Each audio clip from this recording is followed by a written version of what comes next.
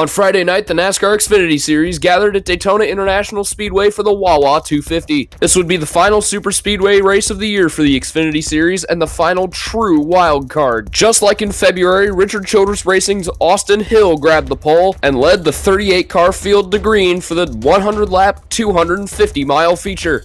The RCR number 21 team performed flawlessly for the first 30 laps and took home the win in the opening stage, netting Hill another playoff point in his regular season championship battle with John Hunter Nemechek. The first driver of the night to hit trouble was Riley Herbst, who lost a tire as the field came to the stage caution. Stage 2 got underway much like the initial start, with Hill's teammate Sheldon leading.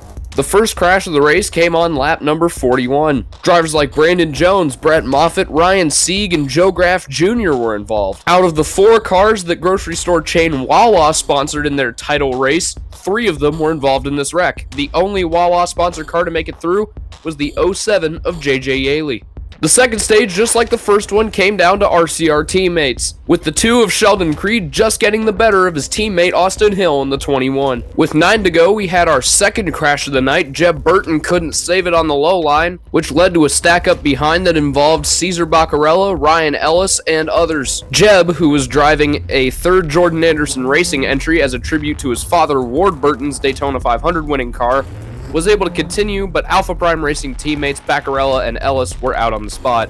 The race went back green for a green-white checker, with Bain and Allgaier making up the front row. A stack up in the front of the pack caused Chandler Smith to get spun around by his teammate Daniel Hemrick, and many more contenders like Sammy Smith, Sam Mayer, Trevor Bain, Riley Herbst, John Hunter Nemechek, and J.J. Yaley were all caught up in the incident.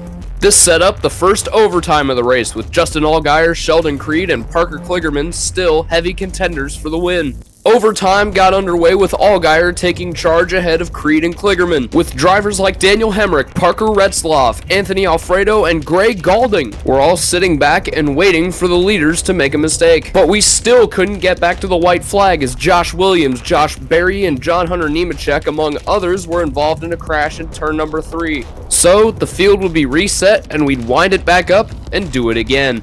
The third green-white checker would be the charm, as Justin Allgaier led them away for the final restart. Kligerman couldn't keep up on the high line, so the race was down to just Justin Allgaier, Daniel Hemrick, and Sheldon Creed. As the field came back to the white flag, Kaz Gralla was spun off the bumper of Jeffrey Earnhardt. Gralla was able to gather the car back up and make it to the pits, so the field continued on. Allgaier led at the white flag from Kligerman, Creed, Hemrick, Custer, and Retzloff. Allgaier began to pull away as they headed down the backstretch for the final time, but Sheldon Creed got a massive shove from Hemrick and was able to challenge him going into turn number 3. The 2 and the 7 stayed side by side all the way back to the line. Jordan Anderson lost it in the back of the pack, but Allgaier and Creed remained side by side, and the 7 beat the 2 by just 5 thousandths of a second. Justin Allgaier is your winner of the Wawa 250. Thank you guys for watching. Make sure to subscribe and hit the bell so you don't miss any new content, and I'll see you guys in the next video.